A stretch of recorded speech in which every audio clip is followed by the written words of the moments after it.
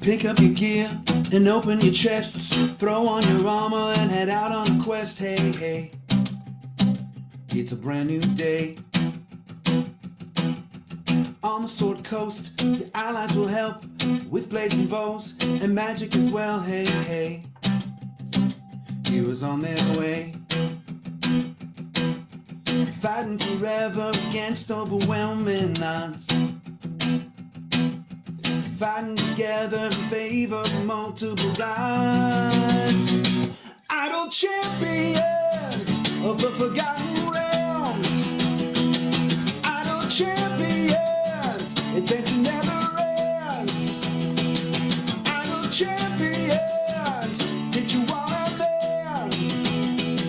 Idle champions, you will set again. Idle champions.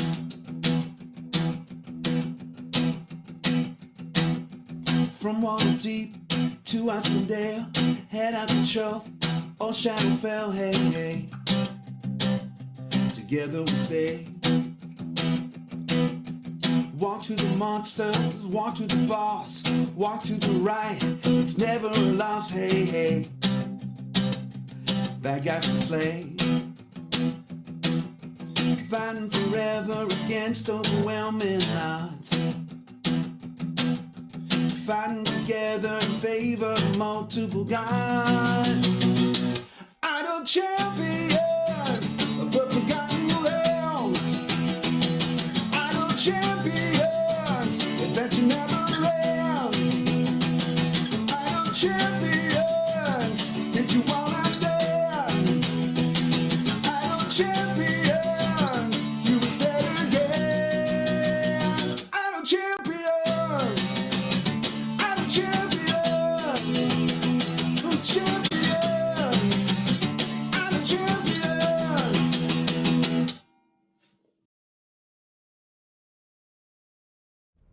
Hello, everybody. It's Saturday. If you're watching this live.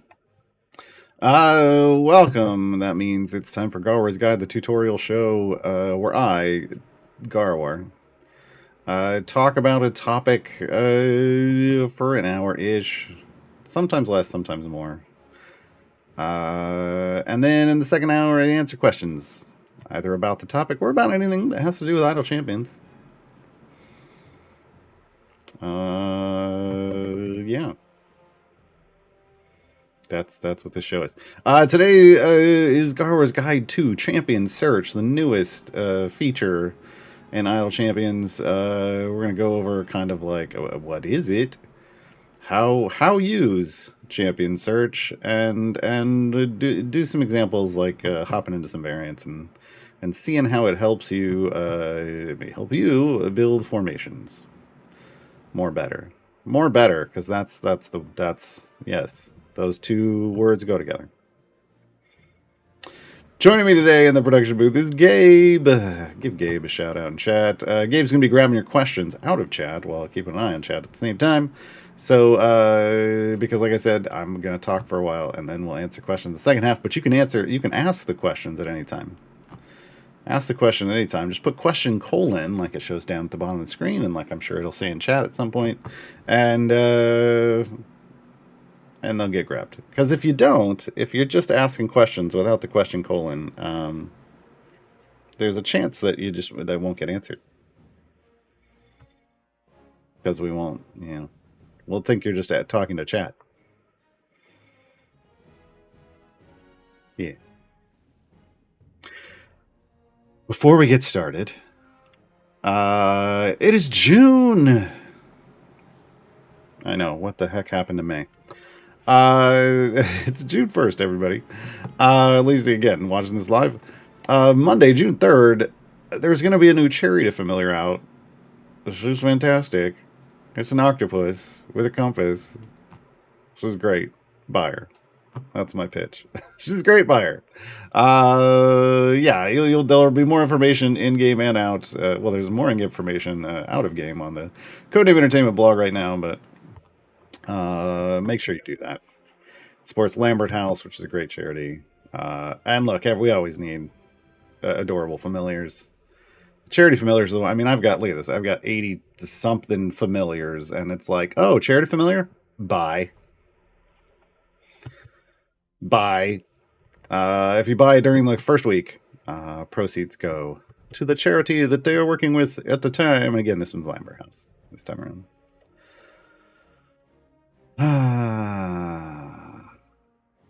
Also, next week.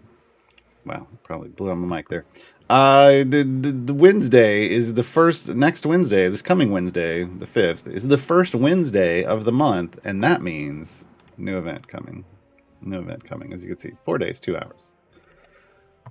With a new champion, a rework champion. Ask me about them in chat, and then in the second half we can talk about them. All right. Let's talk about champion search. I'm gonna do this from while we're in here. I'm gonna turn off auto progress, and we're just gonna sit here. So if you're like trying to build a formation, you're like, I don't even know what champions I have.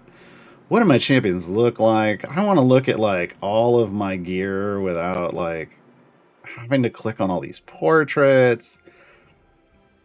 I want some way that I can just see all the champions and get some basic information about them, because if I go over here and I click on a champion, it doesn't even give me my information about the champion. It just shows me like their gear and then what skins are available. But where's the champion info? Like, where can I get like champion stats and stuff without having to click on everything? This is the question that brought about champion search. So now when you click on the official term Swippy Swappy button, that's the official term for these little arrows in different directions. It's not, but it is at the same time. You will bring up a new streamlined character selection option with portraits and little itemization things, and if you hover over them, hey, look, stats. Hey, look, stats. But also, hey, look, items. But hey, look, stats. And it's just, hey, you can see important information that you need for building a formation right here, right now, without opening up the champion, without putting the champion in the trying to put the champion in the formation. More importantly, if you click on this button, it's a whole new world. Look at this. Look at this. It's all the champions in the game. All of them, folks. Even ones you don't own. If you have this to ownership, set to ownership all down here at the bottom, it's all of them. And you can use your mouse wheel to scroll up and down this list, just like in the Cryptex. Or you can click. Or you can click, but why click when you can scroll? I guess not everybody has a scroll wheel, but get on my level. Get on my level. Yeah. I don't know, what did they? There's some. Okay, yeah. I'm just gonna go all the way through here. Whatever's the top. I don't know how they're sorting these. Is it alphabetical? Looks alphabetical. Oh, nice. Okay. So, this is the new champion search feature. It lists literally every champion in the game. If you don't own a champion, it will show them grayed out with a chain across them because they're locked, because you haven't unlocked them yet somehow in the game. And if you click, if you're like, well, how do I get that champion? You can click on them and it will tell you where they come from. Like, was this an event champion? Can you get them in a time gate? Is it an active event right now? Is it an evergreen that you unlock from a campaign or from or is it nerds and you buy them in the gem shop? Is it a hitch and you get him from signing up for the newsletter? Yeah. That information is now going to be fronted for you so that you can be like, oh, wow, these are all the champions in each of these bench seats. There is no... It's above seat 1. You have to understand, it's above the seat numbers. These are the champions in those bench seats, and now you can finally see them all. See them all in one place. We never could before. There was never a way in the game until this that you could see it associated with the bench seat and hover over and get information like this. Because every single one of them, I can now hover over and be like, oh, okay. I can check out all the basic information I would usually need to figure out if I want to put them in a party.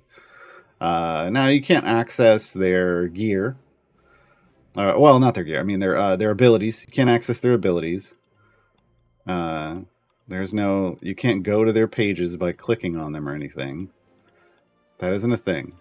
But you can now see every champion in the game. And one of the things that I love about this is their names are here.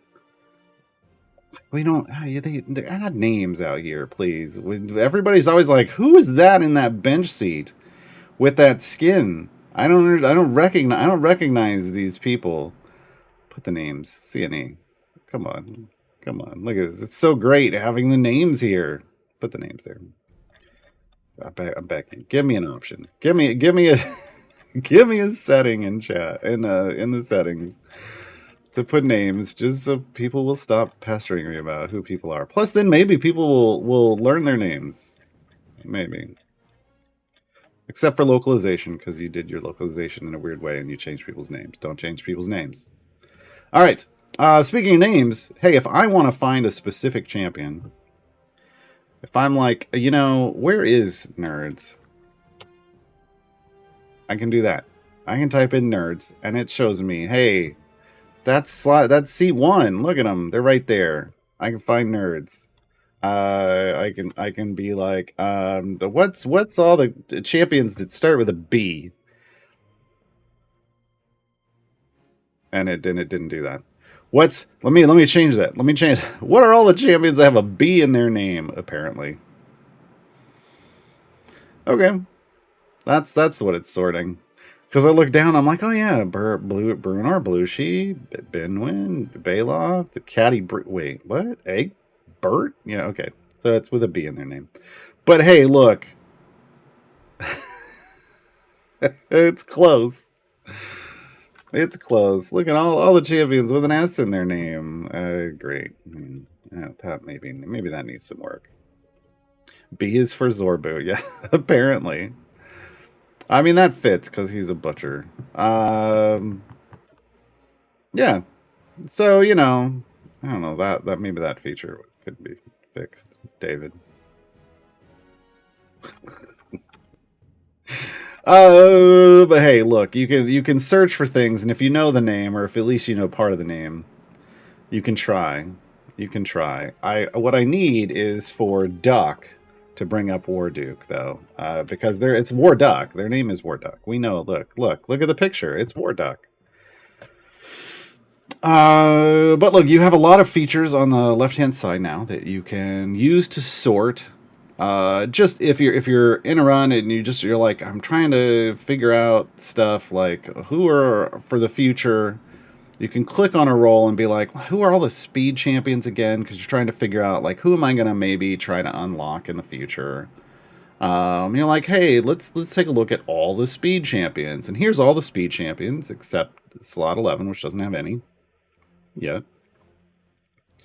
And you can then make decisions. Oh, how do I get this one? And you can click on, like, BBG. And, hey, BBG is available in a time gate. And will be available in the next event coming in 4 days and 2 hours from the time I say this. Much easier way to find things, not only for your current formation, which we'll talk about in a bit, like how to build out your bench, but for the future. If you're just trying to plan out, I'm trying to figure out my split the party, and I want speed champion swaps. I need someone in 3, 6, and 11. Well, 11 you're going to find out no speed champion swap, right? But you'll know, hey, here's the 3 speed champions in slot 3, and here's the 1 in slot 6. Yeah. Super useful. Super useful. We now have a new role that they just added called debuffs. They have quantified what a debuff is in their eyes, and these are the champions that they feel apply debuffs. It may not be all the champions you think. For instance, favored foe can feel like a debuff because it applies to an enemy. But it's always on an enemy if that enemy qualifies. So they don't consider that a debuff. They consider debuffs things that are apparently things that are placed on enemies by like attacks and ultimates from champions, as opposed to just if a champion or if an enemy meets this qualification, boom. Right? So, attacks and ultimate attacks, base attacks and ultimate attacks, if it applies something that makes that enemy take more damage or whatever, usually it's take more damage. But there's some like gold drop debuffs. Yeah, now you can search by this. And you'll quickly find that slot 1 has tons of debuffers. Slot 1 is the debuff slot. Yeah. So you can do any, you can do all, you can reset. This functionality is going to be how this works. If I want healing and support, good lord, because what it is it's not looking for who has a combination of healing and support. It's looking for which you'd think maybe it's looking for like here's any. And it has all of them. So remember, any means it's going to have any of these tags that you're selecting. If you want to get more restrictive and you just want to see champions who are support champions that heal, then you click all. And that means it's going to choose all of the things you've selected. It has to have all of them or it won't count. And now you can see, hey, these are the support healers. These are the support healers. So these all have to have healing and support. These all have to be DPS and tanking. Wow, there's more. There they are. There's a lot of those now, huh? Relatively. Back in my day, it was just Archon. And now, yeah. Now there's 6 with 2 in the same seat. Okay. Who's yeah. I was going to say, who's a speed champion that also mops, but they don't have mop, is it? As a rule. You can do raise. Now remember, this is going to be a little harder. You can't really do all. I don't think it's going to do an all with like 2 things. It's like, I don't think it's going to count the glitch feats, so that one isn't as useful. You would want any, like if you just want to see all the Aarakocra. There's 3, folks. There's 3. So it's not really going to count. I don't think it's going to count the glitch feat. Maybe if you had the glitch feats equipped, it might. So this list will get bigger as they add more races to the game. Something to keep an eye on. You can do genders. Hey, let's look at all the guys. Look at all the girls. Let's look at all the NBs. Nerds, Xeraphon, Nordham, and Warden. Yay. Yay, Fredby. Classes. I want Artificer Monks. No, combos. There are none. Boo! I want Fighter Wizards. Hey, guess what? There's 2 in slot 1. There's 2 in slot 1. Right? You can get whatever combination you want. I mean, I'm just going to run through these. Base attacks. Folks, if you didn't know that there's 3 different kinds of base attacks in the game, I guess now you know. Magic, melee, and ranged. And the neat thing is if you hover over this and you look at the kind of the left side of the portrait, right above the bar that has their name, that little magic missile symbol, that means they have a magic base attack. That little sword symbol means they have a melee base attack. There are people in the game that do not know this, and I'm trying to help you out right now. These symbols have been there the whole time. Usually inside their champion UI, but now they've fronted it here a little bit better. And then hey, Venersa, there we go. The arrow, ranged. That's a ranged attack. Okay. Now some champions are both magic and melee. They can apply both. They can be melee and ranged. They have attacks that can do both. The interesting thing here is this one doesn't. It shows what it's showing is their default states. I want to be very clear about that. So, like, you can make like nerds a magic base attack champion, but they're not default. Their default is melee. So melee and ranged is leaving off Hitch, who can add a ranged dagger to his attacks as you level him up and becomes both melee and ranged. Or melee and magic is leaving off the Dark Urge, who in a specialization can add a magic component and becomes melee and magic, right? So just understand that for some of these things, we're talking about their default state, not things that they can spec or change somehow into or adjust into somehow with upgrades or whatever. Affiliations, you have a list of the current affiliations in the game. You also have unaffiliated. So if you just want to know, if you want to just show all of the unaffiliated champions rather than process of elimination, there is an option for that.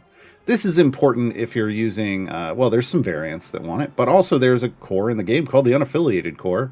And if you're trying to build out a formation that maximizes the bonuses of that, because not only do you want your primary DPS to be unaffiliated when using that core, but there's buffs based off the number of unaffiliated champions in the formation, this is one way you could go about it. You can also just be like, okay, I want all of the AC Inc., C Team, and Waffle Crew, because they're all kind of related. They've had crossover episodes. Who's in that list? Well, now you know. There's one in every bench seat now. Wow, there's one in every bench seat now. Nice. Or you can ditch this and you go, well, they could use another AC Inc. member. Well, it's not the Waffle Crew. Let's add another AC Inc. member to this slot. Right. Now, some of these are going to be, I'm going to call out some exceptions to the rules. The rules sometimes don't include everything that maybe you would want to know. Here's the awful ones. It's 3 champions. But if you know how the awful ones work, you'll know that BBG is kind of related to the awful ones. He's the big bad evil guy of their campaign. That's what BBG normally stands for. Now, for this character, this is their name. They are Bartholomew Beelzebub Ezekiel Grubb is the name they gave them, which is just fantastic. But they are of relation to the awful ones. They are part of that story, and it's important to remember that. Now that's different from, say, like, hey, Heroes of Baldur's Gate, and you're like, well, where are the absolute adversaries? Well, that's a different group. But if you want all of them together, you can say, hey, show me all the Heroes of Baldur's Gate and the absolute adversaries. And you can mix and match your teams to be Baldur's Gate related champions everywhere. Right? And the neat thing about this is, one of the reasons this is good, if you're running absolute adversaries, is a lot of these Heroes of Baldur's Gate have tadpole feeds. I wish you could click a button and say, show me this affiliation with tadpole, but that's not, it's not a thing.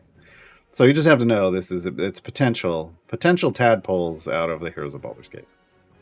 Right? You can just erase that to clear things. Alignments, you can mix and match. You can show me lawful and neutral. But remember, this is on the lawful. This is one alignment. This is on the lawful side. You can't do all because nobody can really be both. But you can show me lawful neutral, or you can show me chaotic neutral. You can show me true neutral. This is usually referred to as true neutral, not neutral neutral. Sometimes it'll just say neutral, but sometimes people refer to it as true neutral. So you can see these are the ones that just are right in the middle, smack bang in the middle.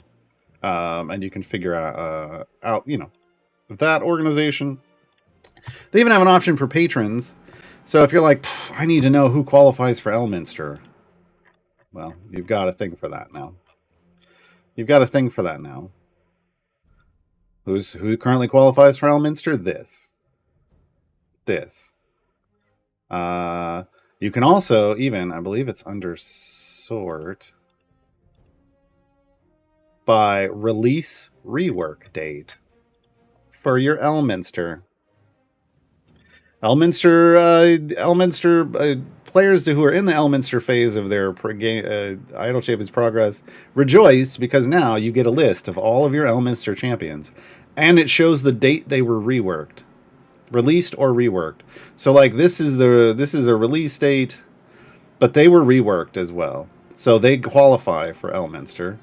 I think it needs to show the rework date here, and that was okay. They maybe need to show both dates, David. But you can tell, like, if it's here, you're good, right?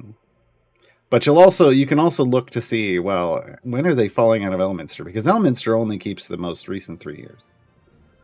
The most recent 3 years. So you can always, you can sort up or down. Show me the oldest at the top and the newest at the bottom. So, Nerds coming up in September.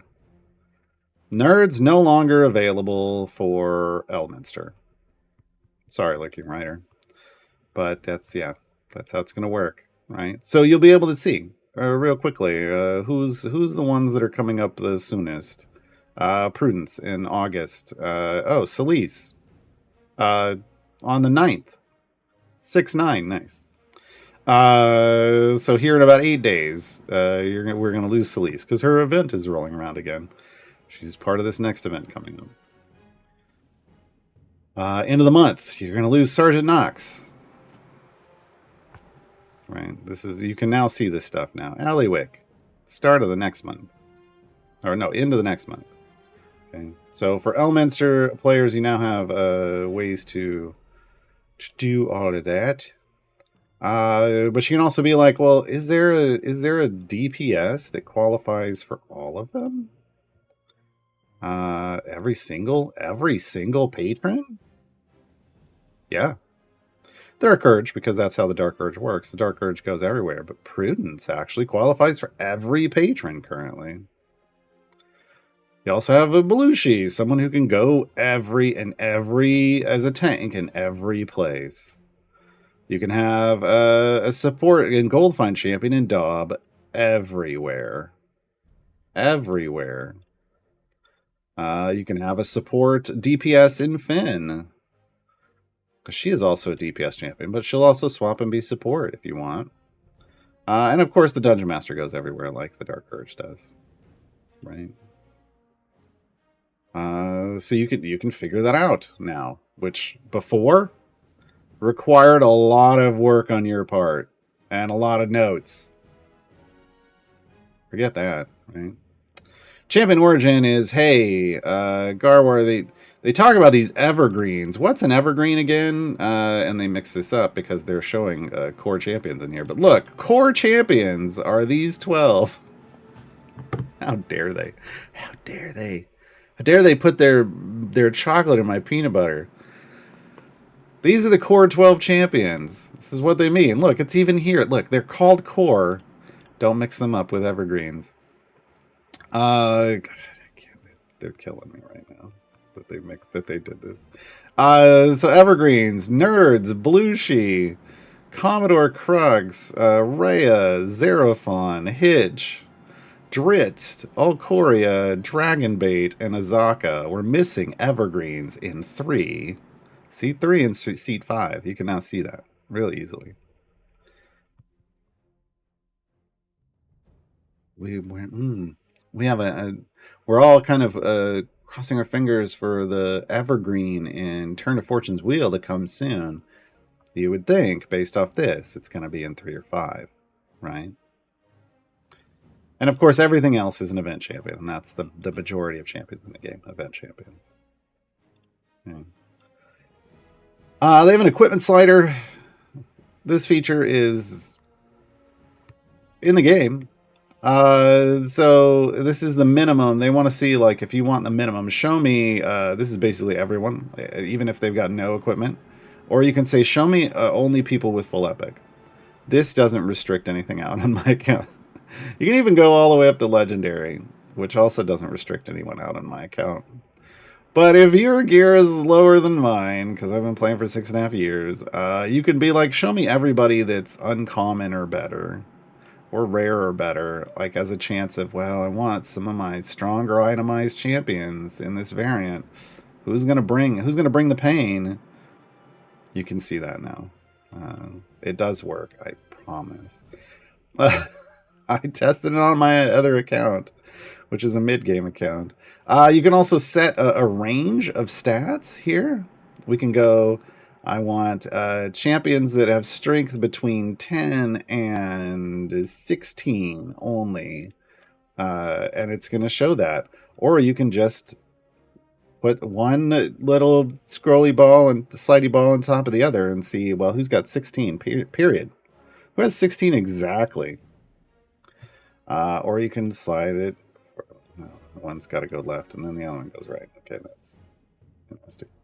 You can say, who's 16 plus strength? For reasons. And you can see, hey, there's people like that everywhere except for 11, basically, because Jamila doesn't count. Sorry, Jam Jam. You don't count.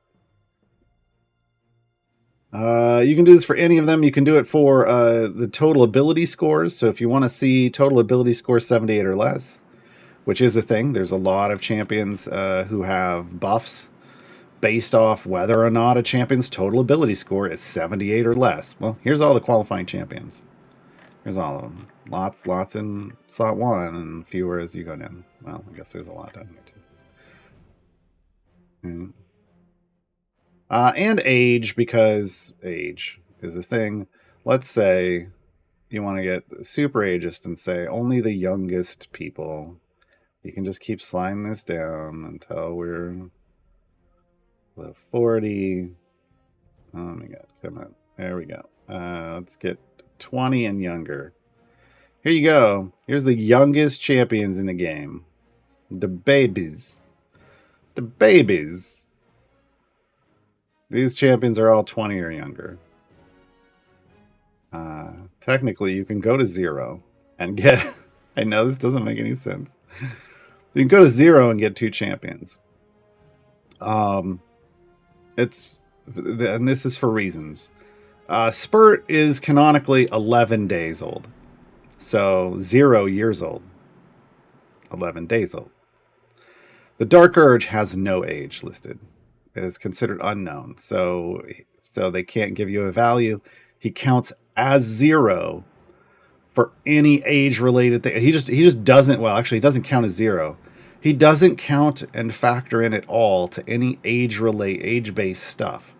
Unless someone's ability, like, oh, I don't know, Astarians, for no reason. We're going to use him as an example for no reason. Unless somebody's ability specifically calls out that they're going to use the Dark Urge in a specific way related to age.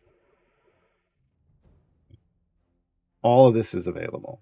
I would click this current adventure button right now, but it doesn't do anything at the moment because of the adventure I'm in, which is a free play. But we're gonna go use this somewhere else. Ownership again. Hey, you can do owned, you can do unowned. I own them all. But you can easily just, hey, I want to filter this down. I want to see all those great things because I'm a new player and I only have like 14 champions above the core. Owned. Show me just what I own. And then, hey, I'm trying to figure out who I want to pick up from time gates. Show me my unowned champions, right? The sorts, as we saw earlier, you can sort by name. You can sort by item level. This is fantastic. And you can go, hey, I want to sort from lowest to highest or highest to lowest, right? So this is, if we scroll up. I don't know why do we not start at the top? Why do we start I guess it's because you're trying to filter. It's another thing I need to explain. You're trying to put stuff down here. That's one of the purposes of this, and I haven't demonstrated that yet. But if we look at, hey, what's my lowest item levels? Here you go. None of my champions are lower than 250 average item levels. You can now find this here. You can find like who your lowest are, who do you need to lift up with blacksmithing contracts, technically you want that to be out of event champions. So if you were doing this, you'd really want to have champion origin set to event. And then, well, I guess I don't have to scroll. We can flip this around and just look at the bottom. So look at the bottom. And let's reset that. So name, item level, equipment, rarity. If you're trying to figure out who needs gear, release date, and rework. Back to name. Okay. Now, we're going to hop out of this free play and we're going to go to another place in another time, in another dimension, to demonstrate. Because this isn't just about, hey, I just want to find information about all of these champions that are in the game. It actually has a function. Oh. Thank you. It actually has a function. So let's say I want to do Elminster stuff. Sure. Say I want to do Elminster patron stuff, and I want to do it in Turn of Fortune's Wheel.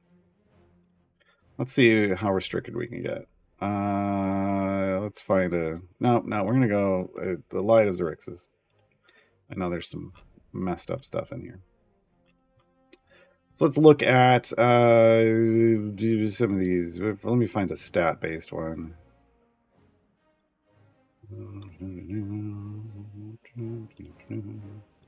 Wow, I'm like, I know there's some messed up stuff in here, and then I can't find them. Here we go.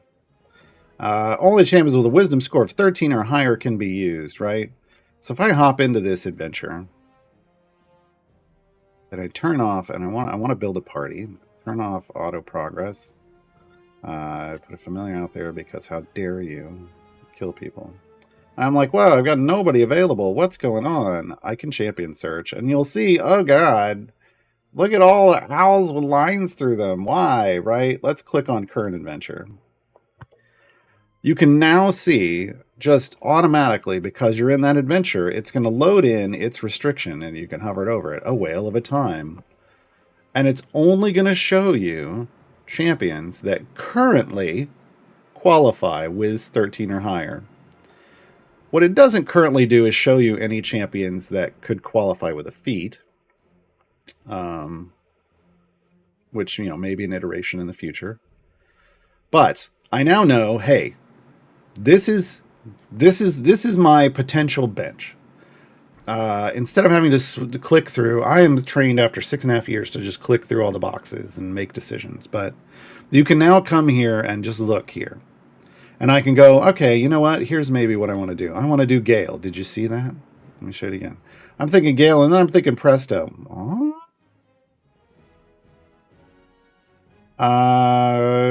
What do I want to do? Let's throw Grama in there. Oh my god. You can just drag these.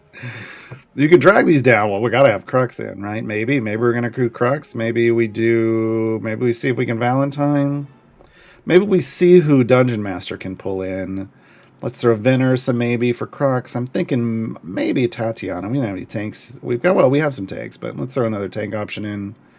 Yeah, Diana's fine. I'm going to leave that alone. But maybe we're going to try Astarion. Maybe we're going to do some... Oh, Strongheart was already there, but hey, doesn't matter. And you know what? Miria. Okay? And then you hit apply. And that becomes your bench out here. I have set all of those as the people, when I hit apply, it set everybody I had dragged to the bottom to the bench. So then I can easily put them in my... I can then easily look at this and go, okay, let's now try to build out a formation around this.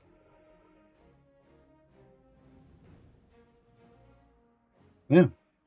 It's that easy now. It's that easy. And you can still, of course, come here and just be like, well, let's try Gosrick instead, right? From here, you can see, from here, you'll want to, currently, you'll want to still do a pass. And look for anyone that qualifies with a feat. There might not be any.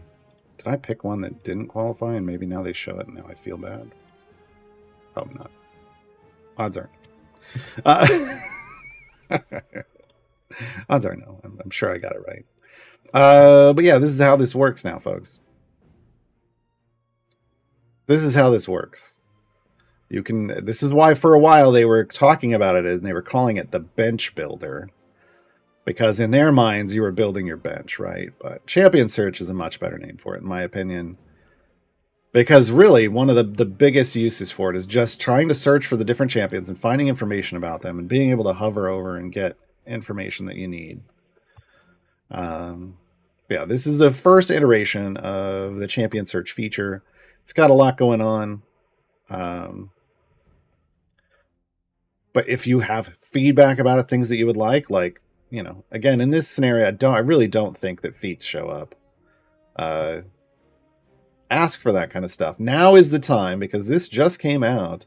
Now is the time for feedback. We've already seen some feedback responses. Like originally, they did not have these little item pips in here, especially like on the hovers, which is important. You need to see that information, like especially out here. You need to be able to see your gear to make decisions about things. They're already working on another set of feedback based off like colors. Like it's very hard to tell like what's the gilding on these because they're so small. They're working on that. They've heard the feedback about that. They're gonna look into that. But this is the kind of stuff. If there's something else that you want, like you're like, wow, it could use this. Let them know. Let them know now. So, make posts on the subreddit about it, or in the Discord, or I think the subreddit is best. It's as somebody who used to work in community management, when you're trying to get feedback, it is way easier to collect feedback from posts on like a subreddit, or a Steam, or something that you can link to more easily than trying to be like, well, this was in Discord. You can do it, but trust me, it's not as easy for small community teams to parse through all that kind of information from live chats, right? So yeah, Reddit is a great resource for that, for giving your feedback and allowing it to be linked to, and you can explain what's going on and why you want it. Yeah. And right after a feature launches is a great time. I don't really want to do this one. I want to do that. Let's go look at another one. Let's go look at another example. None of these are super. That's the Wisdom 13 again. Here's Charisma 14. We could do that one. There's a lot of these. Oh, Strength 13 or lower. Okay, here we go. Yeah, that's a painful restriction. Get out of there, Gale. Search. Now, did it auto load in? Oh, yeah. Okay. So here's I can now see my Strength 13 or lower. You see my Strength 13 or lower. Now what I want to do is, if I want to grab some of this, is there... did I have somebody that was like... it wouldn't show 13 or lower. It would be a higher one. I wonder if you had a strength feed in that ruled you out, if it would tell you to take it out. Yeah. But anyway, there's our demonstrations. Champion search. It's a thing now. You can find information. It's great. For finding information. I like it for finding information. I am not necessarily... Oh, here's a good one. Zerial stuff gets complicated. I am not necessarily... Here, int 13. I don't know that I'll necessarily, personally, because I've spent 6.5 years just clicking the buttons and building my formations. I don't know that I will be... Oh. If they're showing in the bench portion... It will show the feats out here. It will show that you could use a feat to get them in out here, but it won't in here. Okay, so they need to. If you can do it here, if you look at all, but that's painful, right? You want to filter current adventure and then maybe another checkbox over here for if there's a feat that makes them qualify. That'd be good. That'd be good. Yeah. So, but yeah. It's going to make it a lot easier. I'm just used to clicking through the boxes and making my decisions. That's 6.5 years of playing in a certain system. It will take me a while to adapt to this new way of life. But for newer players, I think, and I think for everyone, ultimately, this is a great just to be able to find information, narrow down what's going on. Especially as we get more and more champions. There's over 130 champions in the game. And they're just going to keep adding more. So another one shows up every month, basically on average. So yeah. We do have a lot of questions. That's great. We will get to that in the second part. I think we're going to take our break early, and then we will come back. So musical interlude, folks. Again, if you have more questions, throw them in chat. Well, I'm going to start and I'm going to dive into that on the topic. Right when we come back. The song at the break is Ballad of the Black Rose, the song for Lord Soth. Enjoy.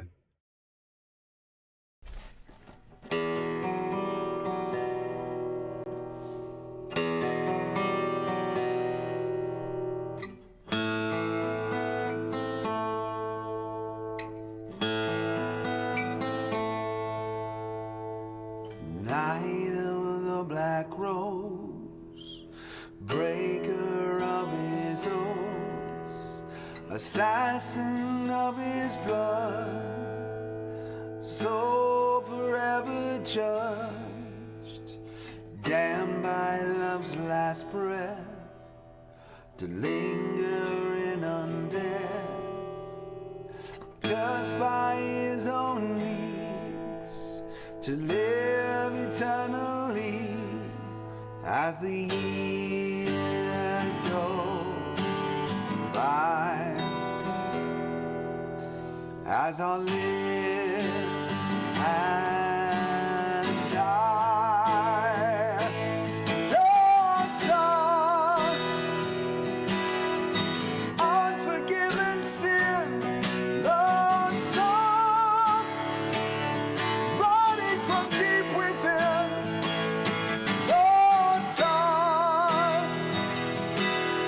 his blame he'll never own, Lord, Son, his hatred is always sown, Lord, Son.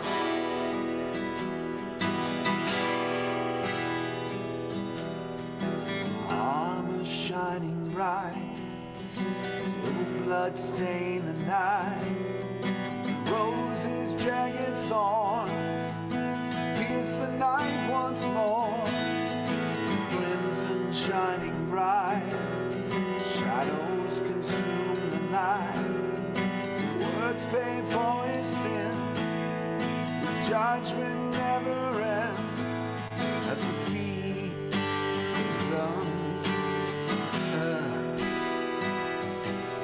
His eyes fill blood. Lord, Son, unforgiven sin, Lord, Son, running from deep within, Lord, Son.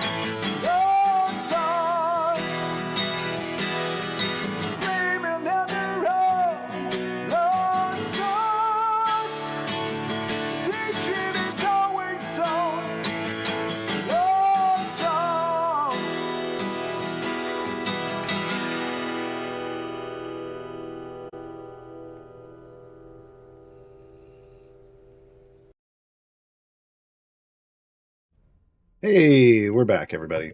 So I'm going to dive into questions, but it's a good time to remind everyone that it is a natural time gate weekend. What does that mean? It means you can open a time gate without spending your pizza slices, without spending your limited time gate pieces. Free time gate weekends. If you hit the button, it's literally you can choose one of the ones that say free at the top. Not the others. You choose the others, it's going to make you pay. Say, cost 6 time gate pieces. One of these three. One of these three. So, if you don't own all the champions, one of these is guaranteed to be a champion you don't own. If you have questions, if you've never done a National Time Gate Weekend, or if you've seen your options and you just realize, oh, I got to pull it up, you can ask. Here's how I'd like you to ask in chat. The most helpful way is tell us the champion, and then put the name of the champion, and then in parentheses put the number of other champions that are in that bench seat if you don't own them. The question's usually about who should I pick that I don't have. The number of champions you own, because it'll show the champions that you have in the other bench seat. Do that for each of them, and that's going to help us give you recommendations up to 4 champions in each side. If you've got more than 4 for all of the options, then don't worry, because we're trying to help you get to split the party 1, 2, and 3, which is a big deal. After that, we just want to give you solid champion options. For me, I'm just going to pick the one with the lowest item levels. That's the way I do this, because I've got all the gear and stuff. And then when you do a time gate, you select the one you want, and you get 2 base adventures and 1 of the variants. This is the current time gate system. So remember, when you're doing these, you want to make sure that you have enough favor to get through whatever the completion area is on this one, which for me is 175. That's the highest it can currently be. If you didn't own the champion, you would unlock the champion here and get a chest for them.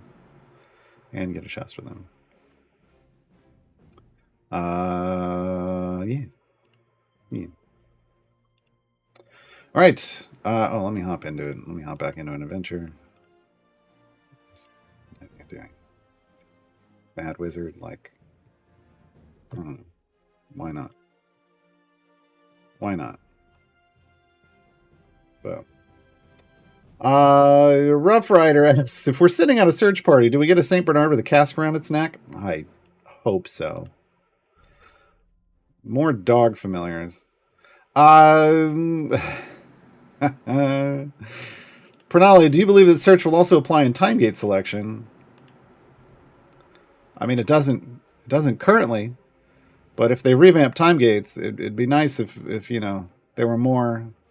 It'd be nice if there were more options. Well, now I can't show you because I'm in a time gate. For filtering time gate selections, now that we have this wonderful filter thing here, at the very least, they need to show you bench seat and time gates so that you can plan out your split the party stuff. But I have no idea what they're going to do in the future. So that's not really a question for me. That's a question for the devs on Dev Insights, Thursday afternoons, Pacifically speaking. You can talk to David and Justin, the co-founders of Codename Entertainment, the developer designers, and give them feedback and ask them questions like this. They're the ones to ask.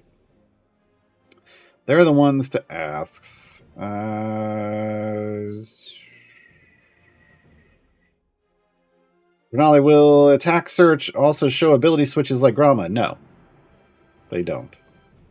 Doesn't currently do that. You just got to know that the champion can do that currently. I don't know what else we got on topic. Savustia, when I click on the Dungeon Master in search, it says, I'm assuming because you don't have him, which is a thing that you can do, it says he's coming up for the next event. Does that mean flex or rework? That means flex. So coming up in the next event is Dragon Down in 4 days, 2 hours. If you want to know kind of who's going to be available for the most part, you can come over here and you can click on achievements. Binwin's going to be a flex champion. Korth is going to be a flex champion. Nova is going to be a flex champion. Celise is going to be a flex champion. Merylwyn's going to flex. BBG is going to flex. Now, you notice Dungeon Master wasn't listed there. It's because Dungeon Master is moving, along with his friend Shaka, His friend, your friend, my friend, Shaka. Both the Dungeon Master and Shaka also going to be flex champions that are going to be moving out of the running. Running is retired. That's why they're the last two left. And into Dragon Down as flex champions forever and ever and ever. Okay. So those are going to be the 8 flex champions in Dragon Down. We also know who the rework champion is and the new champion, and I saw some questions about it, and we're going to get to talk about it, and I like it. Yay. Yay. Lightning Hawk, can search just show, say, people with blue gear? I think it's blue or better. It's my understanding, I think, is that it's... Here's the thing, I can't test this on this account, and I haven't checked on the other one, but I think when you do this, it's or better. Or better. I don't think... Because what you would need is another one of these little bubbles at the other side to then scale down and only show the others. I would like... that's a good piece of feedback. Give us another one of these bubbles to move over here. So just show me people who have, like, uncommon or less, so you know who you need to gear up. I think that'd be a great feature. I think that's feedback for the devs. I think that's great feedback for the devs. I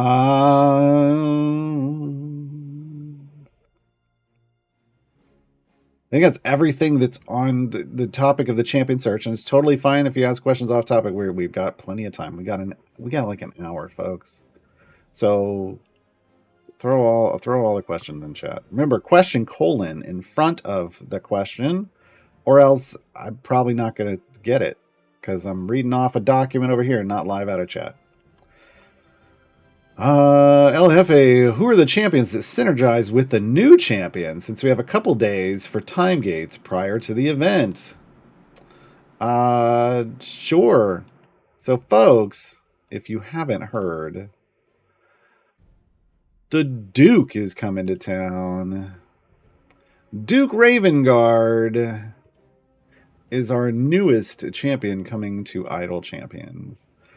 If you played Baldur's Gate 3, you might have recognized, I mean, that's what a lot of people have played recently, you might have recognized Duke Ravengard as the father of Will. As the father of Will, and also, you know, the Grand Duke of Baldur's Gate. However, he is not arriving as part of the Absolute Adversaries, because he was just an NPC. Spoiler, he's an NPC in that game. But Duke Ravengard is arriving as a canonical character in the Forgotten Realms. He's a big deal. He's been around a while. He's kind of a big deal as part of, you know, Baldur's Gate Descent into Avernus, right? And in fact, that's kind of what was happening right before Baldur's Gate 3 and yada, yada, yada. So, Duke Alder Ravengard. So he's going to arrive in slot 8, where Delina is. And he's going to be a support champion. I know he's got a shield. Look, folks, I don't know what to tell you about them putting characters in this game with shields and heavy armor who don't tank. I don't understand it either, Brunor. I'm so sorry. But he's going to be a pure support champion. Yeah. Pure support. He's got a cool little animation. Look at him go. He has a big sword. He's smacking that tip on the ground every time he walks. Smacking that tip on the ground every time he walks. Duke Alder Ravengard has 2 different kinds of basic attacks. So one is just kind of is generic one. He attacks the closest enemy for 1 hit. There's a spec choice that changes things, and we'll talk about that when we get to it. He has a passive where his crit, instead of being 2.5%, which is what is the default for champions and enemies in the game, his is 20%. So 1 out of every 5 times he's going to crit. Why is this? I just realized that it isn't fitting on the whole. What? Hold on. That's annoying. There we go. Why did you do that? OBS. Formation abilities. He's got 3 of them. Which tells you when there's only 3 formation abilities, that tells you this is a very focused champion. Yeah. Because sometimes they've got like 5 or 6, right? And they're trying to do all kinds of things. But because he's just a pure support champion, they focused him in on these things. Marshal of the Flaming Fist. So Duke Ravengard gains a command stack for each champion with a melee base attack in the formation, including himself. So he's the melee guy. He wants to be in a formation with lots of people with melee attacks. Because each stack increases the damage of these champions, so champions with melee attacks, by 400%, stacking multiplicatively. That's the good way. That's the good way. So the more melee attackers there are in the melee base attackers in the formation, the more he buffs. And he only buffs melee DPS. So if you're out there running Zorbu and Caddy Bree, Ravengard ain't buffing those. Okay, but if you're running Krond, Karlach, yeah. Oops, all melee. Position of power. Duke Ravengard increases the effect of the outgoing positional formation abilities. Oh no. Of all champions with a melee base attack by 25% for each command stack he has stacking additively. Those command stacks are the number of melee champions, right? Now this is additively, so this isn't huge, but this is kind of like, hey, maybe Artemis? But just remember, he doesn't have any positional formation abilities. He himself doesn't have any. And Artemis likes those. But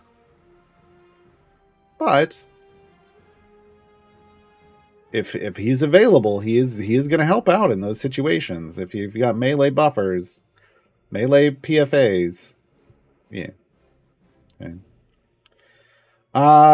Critical teamwork. This is the one that really excites me.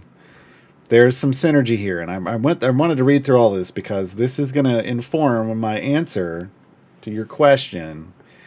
Critical teamwork. Whenever a champion with a melee base attack gets a critical hit, increase the effect of Marshal of the Flaming Fist by 100%, so double it. And additively increase the odds that all champions in the formation will crit by 1%. Both effects stack additively up to 50 times and reset when changing areas. The more you crit, the more your formation crits, the more he buffs. And the more your formation crits, the higher the chance it has to crit. It's a crit snowball, folks. It's a crit snowball. Because look, all you gotta do is crit once, and then suddenly you have a better chance to crit again. And then a better chance to crit again. The more you crit, the more you crit. And you can add a 50% crit chance to all champions in the formation. Huh. So here's the biggest synergy for this. Strongheart. I can't wait. Oh my god. I think this might break things a little bit. Strongheart loves crits. Strongheart loves crits. Strongheart has a multiplicatively stacking ability based off critting. The more he crits, the more he adds, the more stacks of this buff he gets. And every stack multiplies against itself. And also, when he crits, he also then makes everybody attack faster. So that you crit faster again. Strongheart. Strongheart! This is great. I don't know why this is broken to say. His base chance to hit is 20, but this says 17.5. I don't know. Submit your bug reports now. This is a big deal. I am super excited about this. Let me level him up so we can actually look at so I can point out this ability. Well, did it trigger before then? Yes, Righteous Might. Whenever Strongheart lands a critical hit... Oh, wait, you can't see this. Boom. Strongheart. You can't see what's on my screen? What's wrong with you? Righteous Might. Whenever Strongheart lands a critical hit for the next 20 seconds, he increases the damage of Justice Needs champions by an amount that varies based on your itemization. This is why he's mathematically overpowered. This is a mop ability. Increases the healing amount of Courage to Stand because he's got a heal too. And reduces the base attack speed cooldown of himself and champions affected by Justice Needs champions by a half a second. This part is additive. Okay, but basically, as he crits, he runs his own attack speed lower so he can crit more often in that 20 seconds, which does mean there is going to be a functional cap to the number of stacks he can build. But when paired with Duke Alder Ravengard,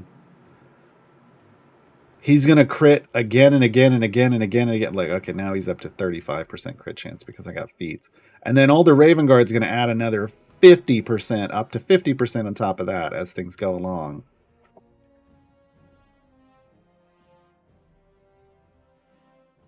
Ridiculous. Ridiculous. I can't wait. I can't wait for Wednesday. I love it so much. Strongheart has been a strong champion for a while. But this is ridiculous. I'm going to address this question right now. Add Caddy to the mix with her crit. No. Sort of, but no. This is whenever a champion with a melee base attack gets a critical hit. Caddy Bree is ranged. There is one thing I will say to this. You can get the steam, the snowball rolling with Caddy Bree with her ultimate. Specifically because her ultimate, I'm going to have to put her in the formation to show it. Each enemy hit by her arrows has a higher chance of being crit. So on a boss, you can ult the boss, and the melee champions in your formation will be able to crit better, and it uses her crit chance and her crit damage for 30 seconds. You can ramp it up that way, and then swap her out. Okay. You can't see the formation. It's fine. I'm explaining. I said the things out loud. It's okay. The important part is what I said. You can put her in your formation, ult onto a boss that is hard to kill. Let that start the crit steamroll, and after everybody's crit a bunch and the boosted crit chance has gone through the roof for Ravengard, you can always remove her and add another melee champion to crit along with that. Okay. But she doesn't participate in this because she's not melee. Not normally. So specialization choices. This is where his base attack will change. Is in the specs. If you choose lead the charge, when he gets a crit, he follows up the crit by hitting the enemy with his shield, knocking it back a short distance. And when this occurs, all melee champions adjacent to him have their base attack cooldowns immediately reset. So basically, this is giving you a knockback when he crits, and also an attack reset for everyone around him. Okay. So, Strength of Baldur's Gate. Champions with a melee base attack have their crit chance additively increased by 20%, and crit damage increased by 1,000%. This is huge. Remember Strongheart, who's sitting at a third, like I had him at a 35% with a feat. This would add 20 before the stack up. You could get him to 100% crit chance. Ridiculous. And then everybody's doing 1,000% more damage on the crit, like boosting the crit damage 1,000%. Yeah, okay. There's so many fun options here. And there's another fun one. If you think I think those were strong. I think they could have stopped there with some knockback and attack speed functionality. I think could have stopped there. And instead they're like, Alder Ravengard's son's in the game. Maybe we should give an option to interact with Will. Duke, and Will, Duke, and Will. Legacy of Ravengard. If Will is in the formation, anyone affected by Will's folk hero benefit gains an additional stack, but the maximum remains at 4.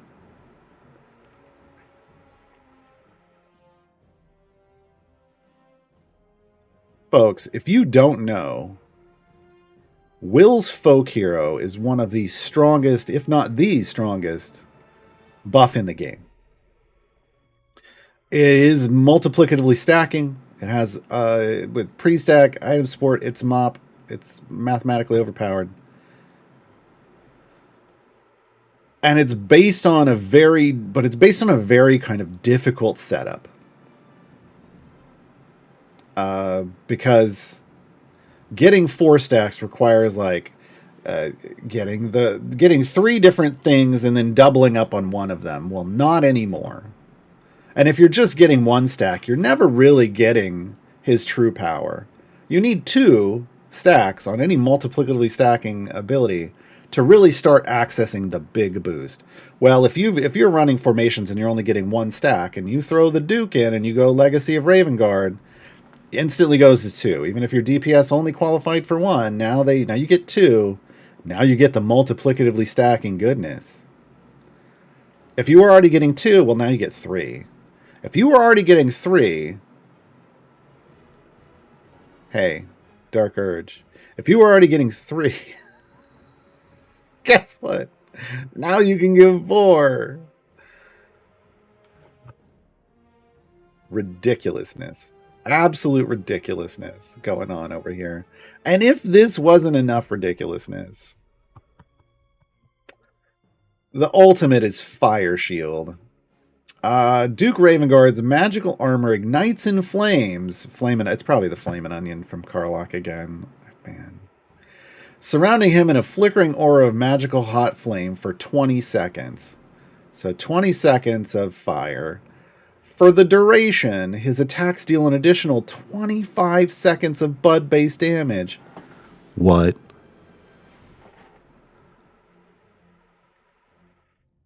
That's better than Karlach at 100 rage stacks.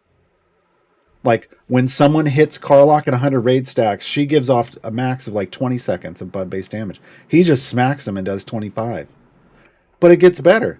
If any enemy that makes a melee attack against the formation during this time, just against the formation, they take 25 seconds of Bud-based damage again. What? Folks, that means when this happens, when you hit his ultimate, he will instantly become the biggest damage dealer in your party based off this Bud-based damage. Because Bud is literally your damage per second. Your highest hit. It is your damage per second off your highest hit recently. And no one's attack, and it factors that base, like what's the highest hit, and then it divides that number by your attack speed to get your damage per second. No one's attack cooldown is 25 seconds. Which means he's going to do anywhere from, he could be doing 3 to 5 to 7 times the damage, maybe even 10 times, maybe even more, the damage of your damage dealer when he hits his ultimate. What?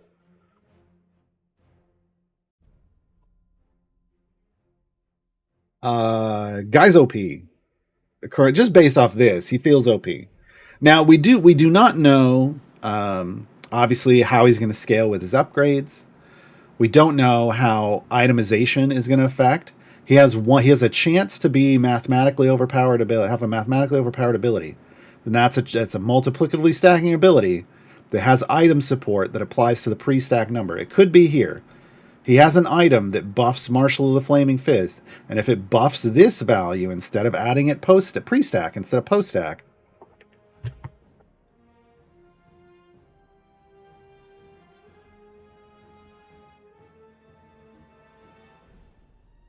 Delana who? I feel so bad for Delana. Getting champions that are just ridiculous in her bench slot. You just never see her ever again. So we've got a pair of damage all champions items. Here's the item that we have to pay attention to when he comes out. If it buffs the pre-stack value, you can do the critical teamwork thing. It's not going to be pre-stack. It's just not. But it might buff the additively stacking buff value. I probably will. Ultimate attack damage. How does what? Huh? How does this? I don't know how this one works because his ultimate attack is based off Bud. What? And then reduce the cooldown and Duke Ravengard's ultimate attack. I really don't understand how this one works. If it makes the Bud value go up, that is not okay. Yeah. Ridiculous. And we know like stuff like his achievement, his variants and stuff, whatever. Look, you gotta score a bunch of critical hits. Look, I already told you he's gonna make that happen. Oh my god. Now the thing about his critical is you wanna sit there like on one level. He's building up the crits on one level and then you lose those stacks on the next. So you wanna do this, you wanna do his achievement. Take the familiars off the field and just park it on a level. And just crit over and over and over again to ramp up to that 50% crit chance boost to everybody, and then just crit until you get 10,000. Throw a toss on some speed potions. Yeah, ridiculous. All the Ravengard. What? Now I know why he's the Grand Duke of Baldur's Gate and the Grand Marshal of the Flaming Fist. Buff dude. Yeah. So to answer your question, TLDR. Who are the champions that synergize with older Ravenguards? Since we got time for time gates, Strongheart and Will. Those are going to be the two biggest synergies. Strongheart and Will. Yeah, tune in next weekend when I go over all this again for Gaarawarr's Guide to Dragon Down Year 7, and we're going to talk about Alder Ravengard and Duke Alder Ravengard and Esmeralda de Avenir, who's the rework champion. I love her. I've always loved her.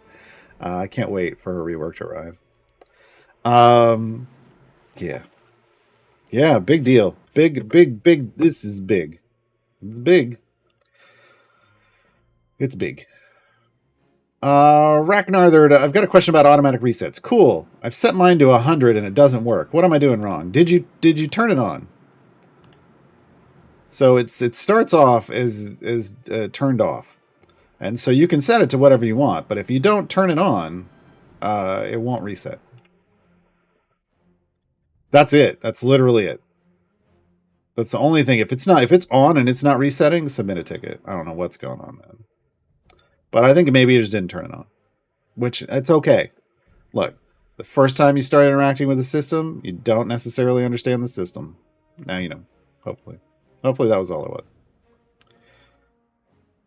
Hopefully, oh yeah, that's the other thing. It doesn't reset on adventures or variants. It's a free play thing. Forgot about that part. Thanks, chat. C-Lob, is there any reason to do deep runs or free plays while doing time gate stuff? So here's the thing. In a time gate currently, like you get gold chests as your rewards from the time gate, which is probably what I should be doing as the time gate. Yeah, actually, yeah, let's go do that. Let's go do this time gate. You get your gold chests. There's 3 gold chests. That's the big reward from a time gate. Honestly, the champion, and then 3 gold chests, right? So for each of these, you get your 3 gold chests. You'll notice there's no silvers listed here. And the way you get silver chests out of time gate is a little odd. You get silvers based off the number, reaching area goals. Unique area goals in adventure. So the first time you reach area 100, it drops you just get a silver chest in your inventory for this champion.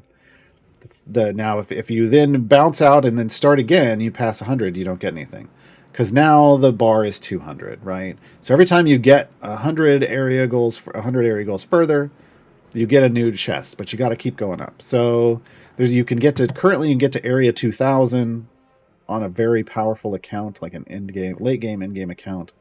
You get to area 2000, which means you have a chance to get 20 chests plus whatever extra you get from. There's a blessing out there that can get you, or a perk that can get you extra silvers. So it's about pushing deep. I don't necessarily highly recommend it if you're on a newer account. Get what you can get.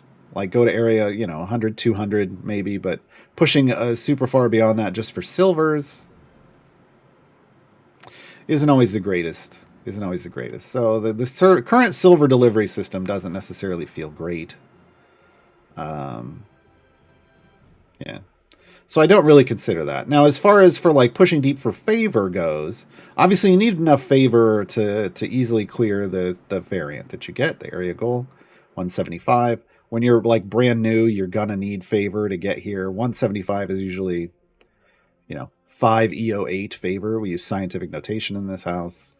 Press Y on your keyboard or select the option in your settings so we can all have a conversation together and understand it, because nobody knows what 127 MQ is.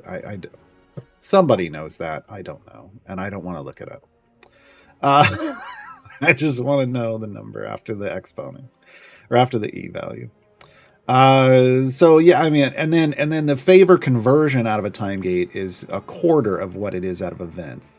So getting the same amount of favor, like E10 favor in an event, gets you 100% boost. It lets you double your favor somewhere. But getting E10 in a time gate only gets you 25%. 25%. So the favor conversions aren't as big in a time gate. Let's go ahead and hop in here. Do I have a saved formation for this? No, I do. But it's going to be real old. It's going to be real old. Also, yeah, it doesn't even have familiars in it. Wow. Oh, there it goes. Okay. Not like, what's going on? Right. Ken Ravip. Speaking of champions' names, I can never remember Commodore Crux's names because all I see is Peter Potamus. Am I old? Yes.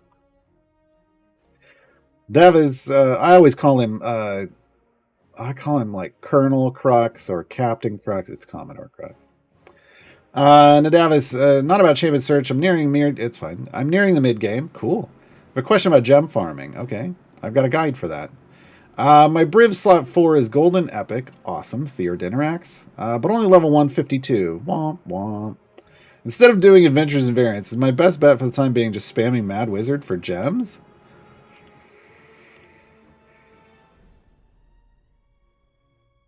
There isn't a guaranteed answer here. It depends on what your kind of acceptable goal is. Like, what do you want to do? It also depends on like what other speed champions do you have? What does your speed formation look like? Do they have item levels? Your account like this, well, other than the Golden Epic part, the 152 thing sounds a lot like my other account that's currently in the mid game. And I'm not stopping to gem farm. I am, I am putting item levels on a variety of speed champions. My Briv is around 150-ish, maybe a little higher. My Human also around that same thing. I also got like Diana and Whittle around average item level 50. I'm working on getting Sentry to average item level 50. I'm just trying to get some power on all my speed champions, so they're all working a little more consistently before I start trying to boost one of my big boys like Briv or Human all the way up to big champs. Sorry, Human's a they. Up to, ridiculous item level. And then I'm not going to start with Briv. I'm going to start with Human. Right. More consistent, always on speed. Especially if you were gonna, and especially if you were gonna run Mad Wizard, Human is the better speed champion to start leveling up first. Briv, ultimately, once you get Briv to a 100% chance to jump one area and 20% chance to jump two, like if you're trying to build him up real big, then it's because you want to do automated Briv gem farming, which is a non-scripting way to loop and gain lots of gems, and you can start doing it at that point. And you wouldn't be doing it in Mad Wizard. That's a whole big, ball of wax, but yeah. So it really just depends. On my account, I'm not stopping. I tried the last time I ran a new account. I was like, I'm just gonna race all the way to just to get a full speed formation and try to gem farm as soon as possible. And what happens is you really would stop all other progress pretty much, other than just basic storyline stuff. You wouldn't be able to do any difficult variants beyond that because all of your power that you're gaining would be going into item levels for your speed champions first. And so it's like, do you want to pause your kind of overall progress other than you would still do your trials run every week, you would do events, you would do time gates, right? But you wouldn't necessarily be able to do lots of more difficult stuff because you just wouldn't be getting that power. Because all of your investments are going into those speed champions. If you're up for that, yeah, if you understand that you're going to make thank you, Omen, that you're going to make a long-term investment, that investing in those speed champions is a long-term investment into power for your account, you can make it that early if you'd like. I don't think it's necessary. Whether it's optimal or not, very difficult to say. Again, you're kind of pausing a lot of progress to do that. IBM call. I just got a Zaka. Nice. What's your recommendation for gearing her up? 430 silver chests, 150 gold. Wow. What? Why are you holding on to this many chests? 15 electrum and 5 gold is Zaka chests. So first off, I mean, if you just got a Zaka, either you missed her a long, long time ago, or you're newer. Usually people get that when they're newer. When you're newer, folks, when you get those regular silver and regular gold chests, open them. Also, when you get those electrums, generally speaking, open them. You want what's in them. There's power in them there chests. There's power in them there chests. 430 and 150. Wow. That's so many potions, so much power. Open them. Now, when you're gearing up an evergreen, which is what a Zaka is, ignore the electrums. Don't open the electrums. You want to start with silvers, and you want to, just honestly, you have 430. Just, I mean, I don't know. You're on your way. If you're on your way to Dragon Bait, maybe save a couple hundred of those for Dragon Bait, but open up a couple hundred, and you're going to end up in all blue gear on a Zaka, which is fantastic. Normally, you'd just be opening up silvers first to get her to green or better, and then you'd be opening up golds to get her the blues and any potential epics. But you'll be able to full epic her. Well, no, you're going to get 150 golds means at worst luck you're going to get 15 epics out of that. Some of them might land on her. I work a lot. That's fine. It's just wow. And then wait until in the end to open up the Azakas, like the gold Azaka chests.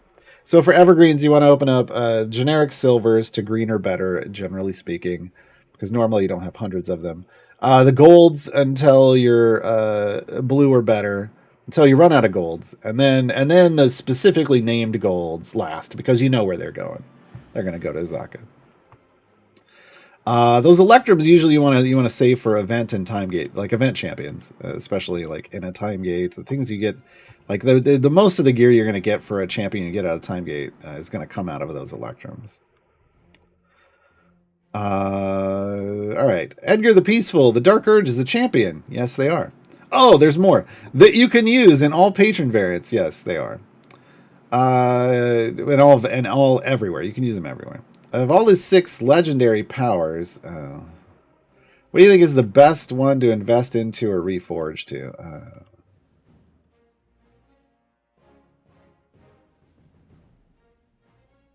See. Here's his 6 potential effects.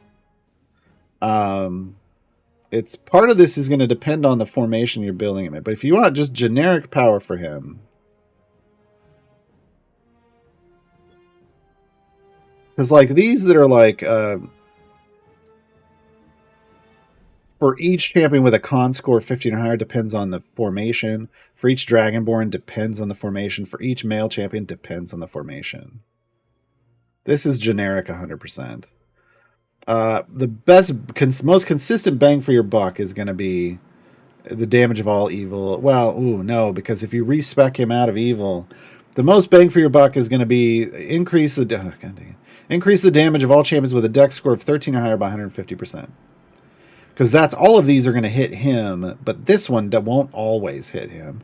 Because if you spec him, if you spec his ultimate into the good version, he wouldn't get this buff. So if you want to go all in on one, if you're going to reforge, which I'll be honest, unless you're fully end game, I don't recommend reforging. It costs, you can only really reforge once a week, unless you're spending outrageous amounts of scales, which you just shouldn't do.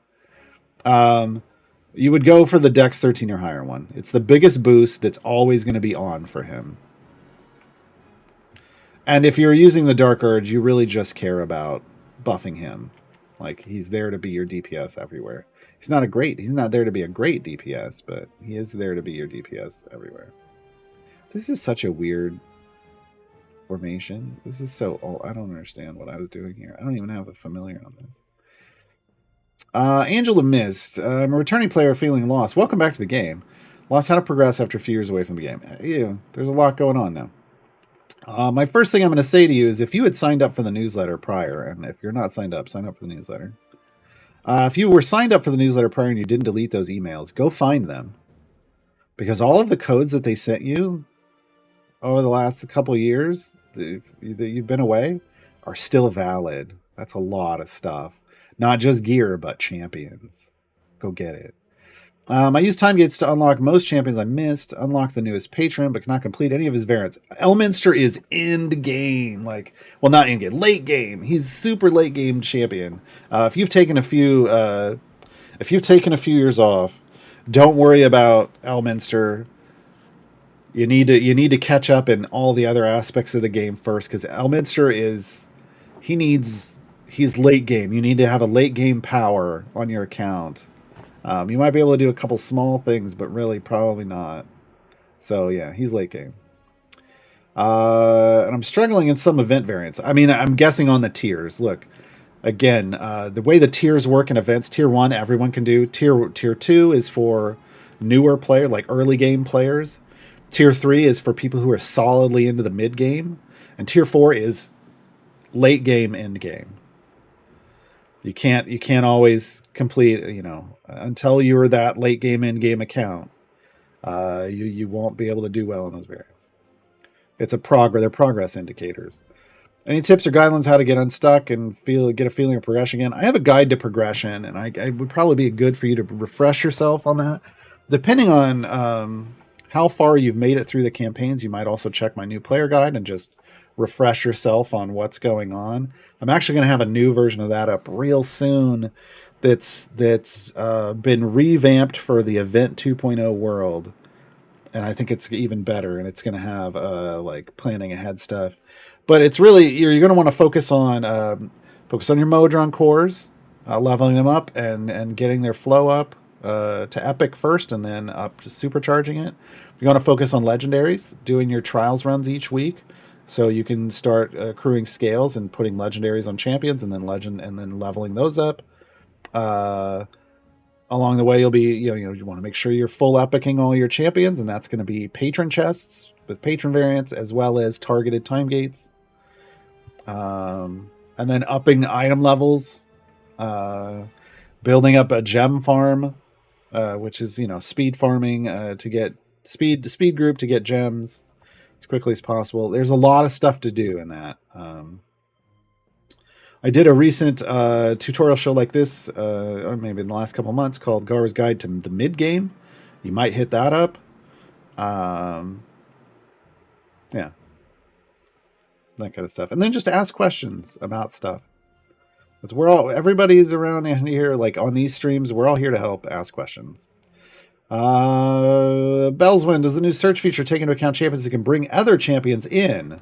No, because again, that's specific functionality that has to do with stuff that probably isn't related, and a lot of times you have to make a choice. So no, it does not. You just kind of have to know those champions. Angela Michigan, which ones are the champions with persist through reset mechanics, and are there any worth time developing? Zorbu and the Dark Urge are two that are better. They're both based off kills. Zorbu's scales, I think, a little better than Dark Urge's, but the Dark Urge is a champion you can use everywhere, so those are two good ones to invest in. There's also Torrigar and Dahani, Chang Sao.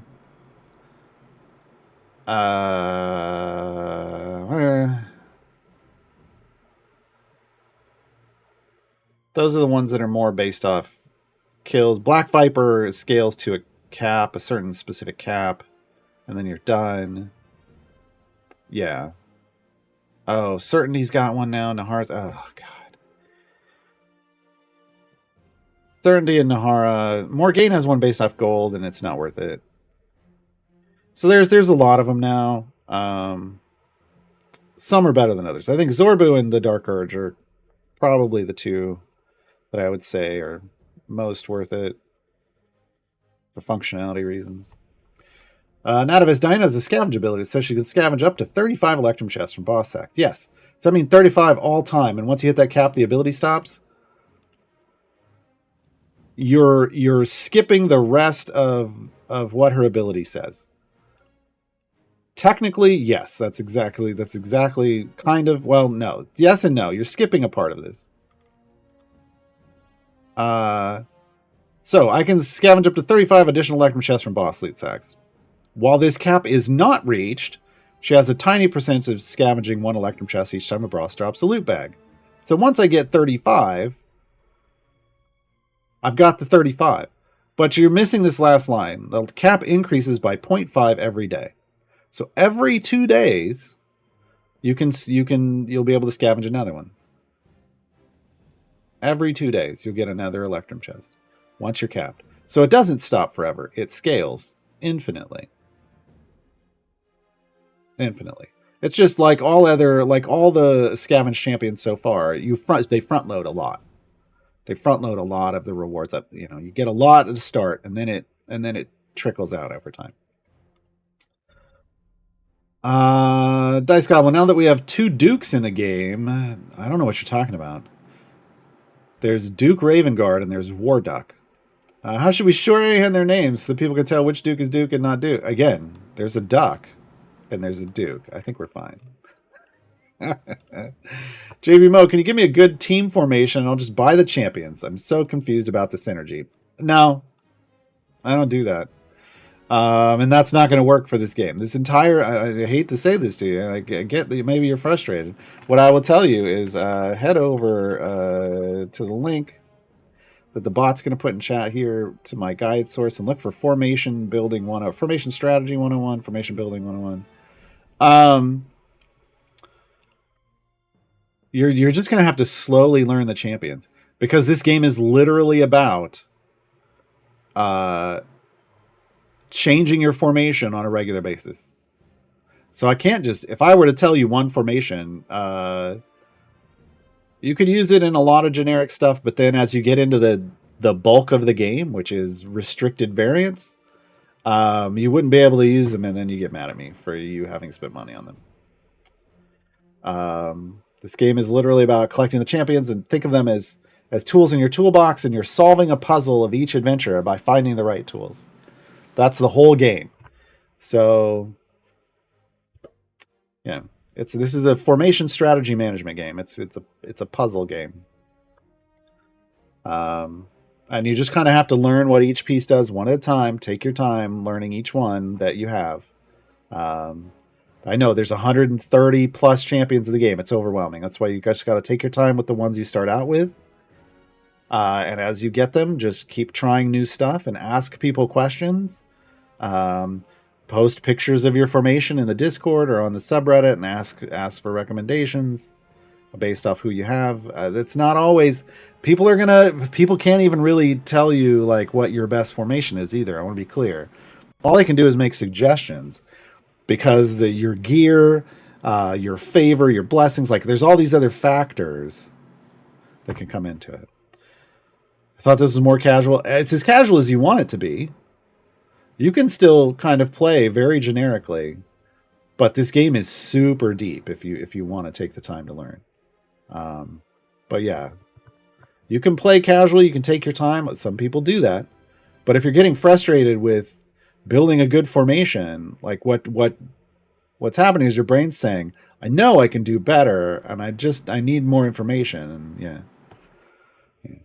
Bendaroo, could you explain how to do the math to compare specializations based on percentages? Oof. For example, 900% increase stacking multiplicatively for 10 champions versus 67.5% increase stacking multiplicatively for 115. Sure. So the thing you want to keep in mind, the easiest thing to keep in mind about multiplicatively stacking percentages is you got to get rid of the percentage. You gotta get rid of the percentage and turn it into a multiplier. How do you do that? If something is, I'm going to use your example, but I want you to know you can extrapolate this to everything. When you're dealing with percentages, what you have to remember, if you want to convert to a multiplier, you have to add the base value, which is 100%. So 900% increase stacking multiplicatively is not a 9x, it's a 10x, right? You add the 100%, you get to 1,000. That's 10 times. That's 10x. Okay?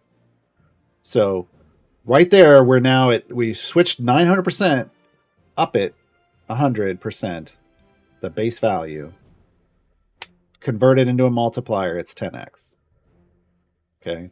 Like 100%, if we were just saying, hey, I'm boosting something 100%, you're doubling it, right? We know, easy in our mind, 100% means you're doubling it.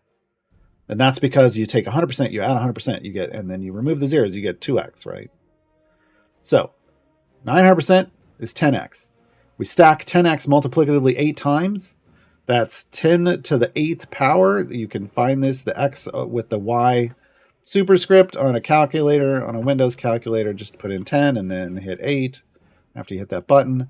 That's 100 million. That's 1 EO8, right? Would be that value. Okay. Now you've more easily figured out at least one of those values. Well, now we're dealing with a smaller one, 67.5%. How do we do that one, right? We add the 100%. And then we move the decimals over too, right? Again, just like the other one. And it's 1.675. A much smaller value, right? So 1.675 as a multiplier is going to rely off a very large number of stacks. And you've noted 115. For 115, it's actually bigger than you might think. Good Lord, hold on. I got to do that again to make sure I hit the right button, because that's a lot. I'm going to have to do this in scientific notation. 3, 6, 9, 12, 15, 18, 21, 24, 5.77 e to the 25. So in your example, the 115 stacks, even at a much smaller value, is the much bigger buff. We went from EO8 to E25. Okay. So the key is you convert the multiplier you convert the percentage into a multiplier. And again, that's add the 100% base value, move the decimals over 2, there's your multiplier. So add 100%, move the decimals over 2, there's your multiplier. Okay. Hopefully that helps. Big Carl, could you please explain the process of forging an item without losing favor? Yeah, we call these forge runs, and I've done a couple lately. So when you're trying to level up, because you need favor, you have to spend favor here, at an order of magnitude of favor, just to go up a level. And so what you want to do, instead of just burning away your favor and then having to go earn it all up again, what you want to do is go into a free play for whatever. If you know, I want to target, I'm really trying to do this, and I want it, so I'm going to need more Coralon's favor. You go do a free play here. And you try to push and get this much or more favor, right? So you're trying to shoot for this much or more favor. If you can do that on a deep run and a free play, then you're golden. And this is a forge run. You go as far as you can, you get as much as you can before you reset that run to collect all that favor. You spend all this because you've already earned this much or more. And when you reset, you're going to get it all back. And it's like you won't have spent really anything comparatively, right? So then you upgrade. And then what you do is you do like what I like to do. I should always show legendary levels. And then if I'm doing a forge run in a place and I'm going, I need Coralon's favor, then I pull up, I filter over here under favor with this, and I see who am I going to level up. Like, so if I were going to be spending on Coralon's, man, I'd really want to try to be getting these 3 on Ayla up to 10s. And I would work on like whoever my target is first, right? Like, oh yeah, I wanted Krull. Well, boom, I could get both of these to 10. I could work on Ayla. Maybe I want my Briv to 10 there. I definitely do. I need to do a Coralon Forge run. Thank you. This was worked out well. Now I know what I need, which place I need to go next. But this can help you target by doing this. Where should your next Forge run be? And you can spend based off that. And then when you reset, you get it all back. You get it all back as if you didn't spend it. You know, whatever you were earning is there. No trouble, no harm, no foul. Super easy. This is why they've actually stated they're most likely removing the favor cost when they rework trials in the future. That rework, though, probably not. It really feels like it's not going to happen until next year. So don't be waiting around for that. But yeah. Super easy to do that stuff. Super easy to do that stuff.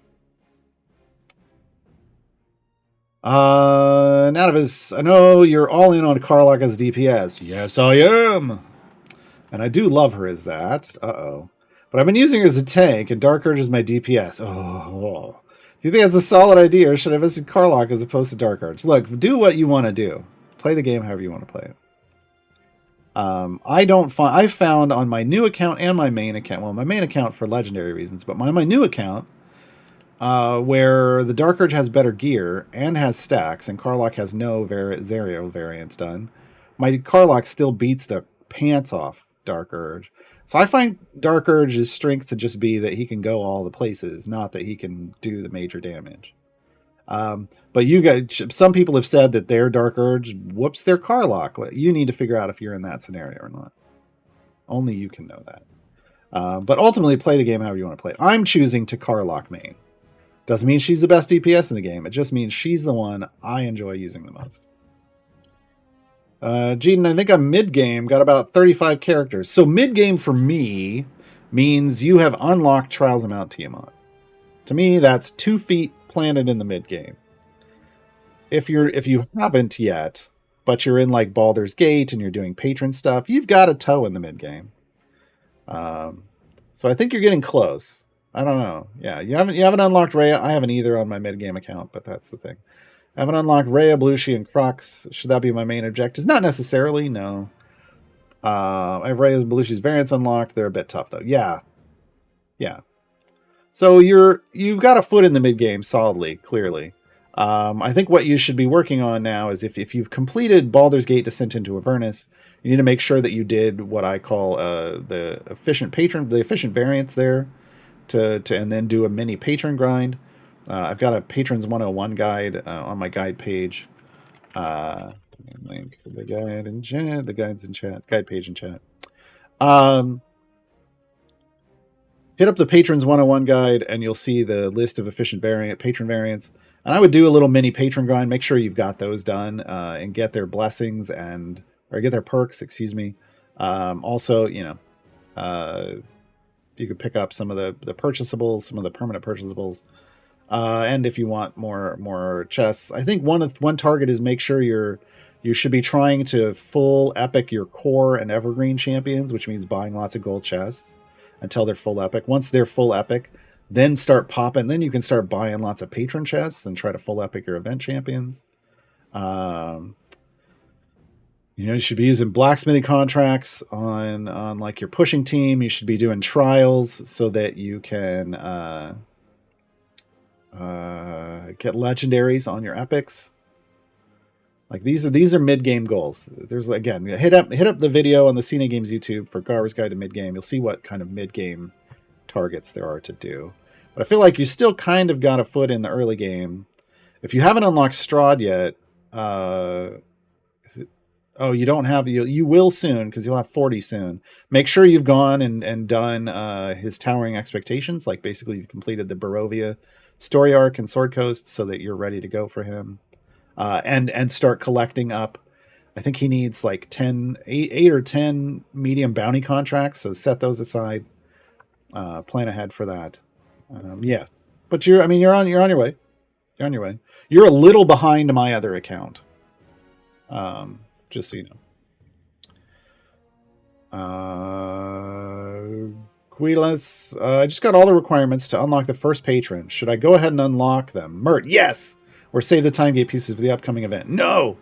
Unlock Mert. Here's why you want to unlock Mert. I know it's 3 time gate pieces, and you're like, but I want those. And you do. But Mert will let you buy a time gate piece every week.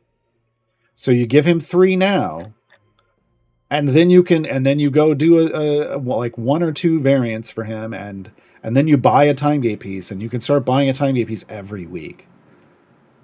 So if you unlock him now, you'll be able to buy one today or tomorrow. Monday, this shop resets. Then you can buy another one. Well, now you've got 2 back from him. You gave him 3 and you got 2 back. And then the week after that, the week where you'll need to spend 3, you'll be able to buy another one. And you'll have your 3 back. Just within a couple weeks. And then every week after that, more. You have more. You just get more. So yeah, you want to unlock Mert, but when you unlock your patrons, the thing you want to buy every week, you don't want to necessarily don't spend your currencies on patron chests or potions, or you want to buy your time gate piece. And the other thing that you want to buy once you unlock Modrons is your Modron component chest. Again, hit up my Patrons 101 for more information on that kind of stuff. And I think we're done, folks. Wait, we got one more question just came in. Archimagel is asked, last question of the day. When I have a lot of patron favor, is it good choice to buy chests? You mean currency? I didn't finally get all my epic gear. Again, my kind of trigger for buying and opening lots of, like, spending my limited patron currency on patron chests is making sure my core and evergreen champions are full epic. Which ones are the core and evergreen? Hey, you can sort by that now, folks. It's these champions. So you can now go and look. Do you have these champions full epic? If the answer is no, don't spend your patron currency just yet on chests just yet. Again, buy your time gate piece, Modron component chest every week. Every week. And you spend your gems on gold chests once they're full epic, because the reason is you don't want to spend limited currency, patron currency. It's limited and kind of hard to get early on, and get an epic on one of these that you could have just spent 500 gems on. Right? Yeah, if you're in game, it's a whole different story. And spend whatever you want, buy whatever you want. But for most people, they're coming into patrons. They're like, should I be spending my currency here? Not really. Time get piece, Modron component chest. As you get just volumes of currency. Like, look, folks, I have 4.6 million ruby coins, 4.6 Vajra currency, 4.4 Strahd 6.9 million. Zerial. Now I'm up to 4 million. No, 40,000. 4 million. Gaarawarr, please. 40,000 Elminster. Look, that's the most Elminster currency I have. I finally did a 4th patron variant for Elminster. So look, you're going to get tons. You're going to get tons. But you know, you don't have to spend it right away. All right, folks, we're out of here. There's no more streams this weekend on this channel. Streams will return on this channel on Tuesday. However, if you want to hang out and ask me more questions, I'll be over on my channel, twitch.tv/Gaarawarr, in about an hour-ish, and I'll be playing on that new account. It's a mid-game account now. We're 65 days in. I only play it on stream, so 5 days a week. So that's like 3 months in. Something, little over 3 months in. Come hang out. We'll be up in about an hour. We'll be back over there. What are we doing? I think we're doing patron stuff.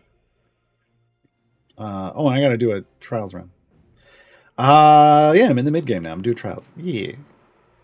Oh, actually, I don't need to do a trials run because we're good on trials. But yeah, join me there. Again, I stream over there 5 days a week. Thank you to all of you for asking questions today and hanging out. Thank you to Gabe for grabbing all the questions. The song we're going to go out on is... Oh, no. Oh. I'm like, I don't remember. It's The Secret Lord of Luskin. It's a Jarlaxle song. Enjoy, folks.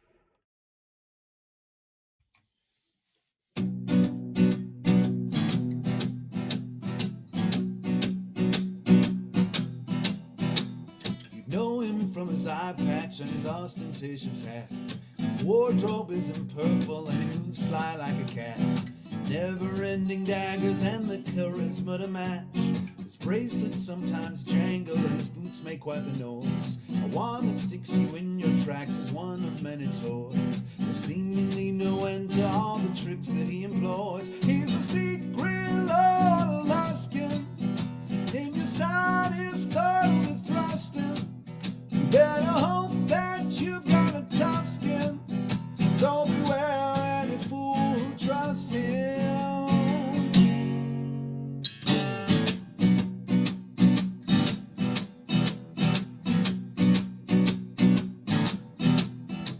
He's the king of misdirection. He's a drow iconoclast. He's a grand manipulator and his resources are vast. He's a mercenary captain with his foes tied to the mast. He's the master of disaster from Menzo Baron's land. He pulls on threads of intrigue better than a drow matron. He says he's just a businessman, but that's his biggest con. He's